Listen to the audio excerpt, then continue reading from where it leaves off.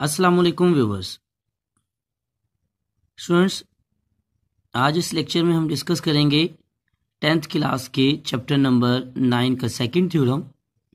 This is the most important theorem. A straight line drawn from centre of circle to bisect the chord which is not a diameter, only a chord, is perpendicular to chord. So student, according to statement there are the two parts. इस statement में दो portion है, एक given और एक to prove. Students, सबसे पहले हम गिवन को फाइंड आउट करें तो इसमें आप देखो, इस स्टेटमेंट में a straight line drawn from centre of a circle to bisect the chord।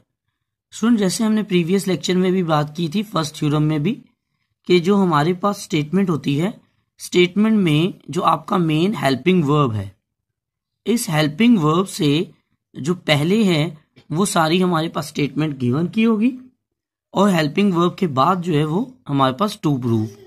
अब हेल्पिंग वर्ब है इज से पहले उसने हमारे पास जितनी भी स्टेटमेंट लिखी है ये सारी हमारी गिवन स्टेटमेंट है। A straight line drawn from centre of a circle to bisect means two equal parts, यानी मिड पॉइंट। अब इस सारे पॉइंट्स को हमने डिस्कस करना है। अब क्योंकि ये सर्कल का थ्योरम है तो सबसे पहले हम गिवन इसमें से फाइंड आउट करते हैं। सो सबसे पहले आप एक सर्कल ड्रॉ कर लें। दिस इज अ सर्कल, उसका सेंटर होगा O, और उसमें हमने एक कॉर्ड ड्रॉ कर लेनी है, इसका नाम रख लें A एंड B। क्योंकि स्टेटमेंट में उसने हमसे कहा था अ straight line drawn from centre of a circle. तो देखें बच्चे, ये हमारे पास सर्कल सेंटर आ गया O, यहां से हमने एक स्ट्रेट लाइन ड्रॉ की है, ये OM वाली, और M क्या है, क्योंकि वो बाइसेक्ट कर रहा है, means mid point. So M is a mid point of chord AB of a circle, क्योंकि आपको पता है chord सर्कल में ही होता है। सो chord ऑफ अ सर्कल, और सर्कल जो है वो विद सेंटर क्या है O। अब स्टूडेंट, यहां से हमने एक सेंटर से ये जो लाइन ड्रॉ की है OM, this one, M is a mid point. Mid point कैसे पता लगा, वो पहले भी बताया, bisect means bisect two equal parts. मतलब M अगर मिड पॉइंट है तो A से M और B से M का डिस्टेंस इक्वल आ गया। सो मेयर AM इक्वल टू BM। ये स्टूडेंट हमारे पास एक गिवन कंप्लीट हुआ। अब गिवन में उसने यहां लिखा था chord which is not a diameter, मतलब यहां ये जो AB chord है, this is not a diameter, मतलब वो सेंटर से पास नहीं करनी चाहिए, इसको सेंटर से थोड़ा सा डिस्टेंस पर, लाजमी सेंटर से डिफरेंट डिस्टेंस पर होना चाहिए। तो ये हमारे पास एक गिवन सारा कंप्लीट हो गया, सर्कल, chord और उसमें मिड पॉइंट यानी बाइसेक्ट। नेक्स्ट इज से आगे उसने क्या लिखा हुआ है, is perpendicular to the chord।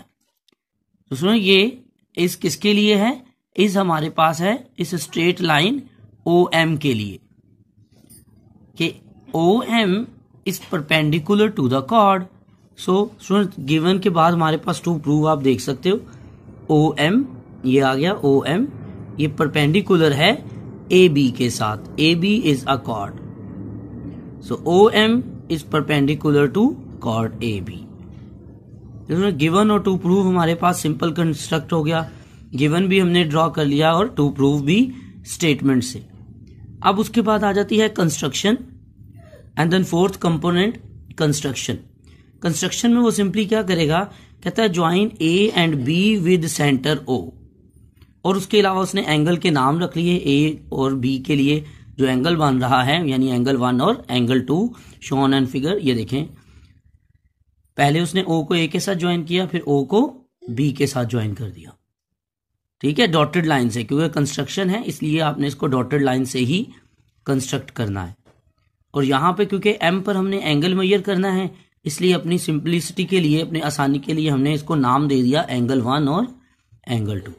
सुन, जितना भी एक्स्ट्रा वर्क होगा ना, वो आपने हमेशा कंस्ट्रक्शन में ही करना है। तो ये आप देख सकते हो कि आपके पास स्टेटमेंट के बाद गिवन टू प्रूव और construction, and this is the diagram. Diagram complete आपकी जो है वो पूरी की पूरी आपके स्टेटमेंट्स के अकॉर्डिंग आपके गिवन टू प्रूव और कंस्ट्रक्शन को फॉलो करनी चाहिए। और इन सारे पॉइंट्स के बाद बच्चे नेक्स्ट हमारा पॉइंट आ जाता है प्रूफ।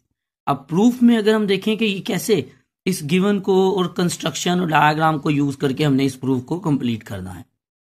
ठीक हो गया? जो चलते हैं बच्चे अपने प्रूफ की साइड पर। अब बच्चे प्रूफ में आपको पता है उसके मजीद टू सब हेडिंग्स बन जाती हैं, स्टेटमेंट्स एंड रीजंस। अब स्टेटमेंट और रीजन को हमने फॉलो करना है। तो सबसे पहले आप देखो कि जो हमारी डायग्राम है ये देखें। अब डायग्राम ये हमारे पास है और इस डायग्राम में आप देखो तो हमारे पास दो ट्राइंगल्स बन गई। एक हमारे पास ट्राइंगल बनी है OAM और एक ट्राइंगल बन गई OBM। ठीक है ना? ये देखें OAM OBM। इन दोनों ट्राइंगल्स को हमने वन बाय वन जो है वो चेकआउट करेंगे। इसको चेक कर लेते हैं कि कौन इन दोनों ट्राइंगल में ये दोनों बराबर हैं या नहीं। तो उसके लिए हम क्या करेंगे, ये देख कहता है in triangle OAM and triangle OBM। इसमें आप देखो तो सबसे पहले हमने ये सिंबल यूज किया। ये सिंबल होता है कॉरेस्पॉन्डेंस के लिए। अब वन बाय वन हमने पॉइंट्स डिस्कस करने हैं इन दोनों ट्राइंगल्स के। नंबर 1 सबसे पहले कहता है Maihar OA Maihar OB equal है। क्यों इक्वल है? क्योंकि देखो बच्चे अभी डायग्राम में जो हमने बनाई उसमें हमने बात डिस्कस की कि O क्या है, सेंटर, और A और B क्या थे, वो तो बाउंड्री के पॉइंट्स थे। तो सेंटर से बाउंड्री क्या होता है, रेडियस, और रेडियस तो हमेशा सर्कल के इक्वल होते हैं। इसका मतलब OA भी रेडियस है और OB भी, इसलिए वो दोनों क्या हैं, इक्वल हैं। ये देखें radii of a same circle. फिर नेक्स्ट आ जाता है AM और BM दोनों इक्वल हैं। क्यों? क्योंकि ये तो हमने गिवन में बात की थी बाइसेक्ट की। ठीक है। नेक्स्ट पॉइंट आ जाता है OM इक्वल हैं दोनों, क्योंकि OM क्या थी, वो जो सेंटर की लाइन है वो दोनों ट्राइंगल में है, इसलिए कॉमन आ गई। तो आप देखो इन तीनों पॉइंट्स को अगर मैं यहाँ डायग्राम में देखूं तो देखें OAOB रेडियस, फिर AM और BM ये आ गया गिवन, और OM क्या है, ये सेंटर वाली लाइन। तो कॉमन 3 लाइंस यानी 3 साइड्स हमारे पास कवर हो गई। स्टूडेंट जब दो ट्राइंगल, कोई सी दो ट्राइंगल्स में 3 साइड्स उसके कॉरेस्पॉन्डिंग 3 साइड्स के कॉन्ग्रुएंट हो तो हमें पता है कि बोथ ट्राइंगल्स आर कॉन्ग्रुएंट। अब क्योंकि 3 साइड्स हैं इसलिए हमने यहां पर यूज कर लिया SSS पोस्टुलेट। ओके। अब जब दो ट्राइंगल्स कॉन्ग्रुएंट हैं इट मींस उसके कॉरेस्पॉन्डिंग ऑल कंपोनेंट्स इक्वल। लेकिन हमने ऑल कंपोनेंट्स को नहीं डिस्कस करना, हमने सिर्फ डिस्कस करना ओनली एंगल। तो ये देखें एंगल 1 और एंगल 2 इक्वल आ गया, corresponding angles of congruent triangle. अब स्टूडेंट्स कॉरेस्पॉन्डिंग एंगल्स तो इक्वल हो गए, लेकिन हमारे पास जो टू प्रूव है वो क्या है, OM इज परपेंडिकुलर, मतलब परपेंडिकुलर मींस 90 का एंगल। अब यहां देखो दो एंगल्स बराबर तो हैं लेकिन 90 नहीं है। अब 1 और 2 डायग्राम में आप देखो 1 एंगल ये है और 2 एंगल ये है। दोनों एंगल एक दूसरे के साथ ज्वाइन है और एक ही पॉइंट पर बन रहे हैं। एक स्ट्रेट लाइन है AMB, और स्ट्रेट लाइन के ऊपर जो टोटल एंगल होते हैं वो कितना होता है, 180। और दो एंगल का सम अगर 180 हो तो उसको हम बोलते हैं एडजेसेंट सप्लीमेंट्री एंगल्स। ये देखें कहता है angle 1 plus angle 2 equal to 180 degree. दोनों एंगल का सम 180 है, इसलिए हम इसको सप्लीमेंट्री एंगल की रीजन शो कर देंगे। अब आप देखो 1 और 2 दोनों को कंबाइन कर लें। कहता है एंगल 1 और 2 दोनों बराबर हैं, और यहां वो कह रहा है उन दोनों का सम 180 भी है। तो मुझे बताएं वो कौन से दो एंगल हैं जो बराबर भी हों, लेकिन अगर मैं उनको ऐड करूं तो वो कितने होंगे, 180। इसका मतलब है कि वो दोनों एंगल्स की अमाउंट कितनी होगी, 90। एंगल 1 भी 90 होगा और एंगल 2 भी 90 होगा, और 90 के एंगल को हम बोलते हैं परपेंडिकुलर। अगर किसी दो लाइंस के दरमियान 90 का एंगल हो it means both lines are perpendicular.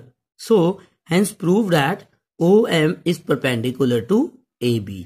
यही स्टूडेंट हमारा आज का थ्योरम था, थ्योरम नंबर 2। तो ये आपके पास आज का हमारा एक कंप्लीट थ्योरम था, थ्योरम नंबर 2। आई होप कि आपको जो है वो ये आज का थ्योरम मेरा समझ आया होगा। If you have any problem then you can mention in comments. If you like this lecture, so please like it and subscribe my channel. Thank you for watching. Take care.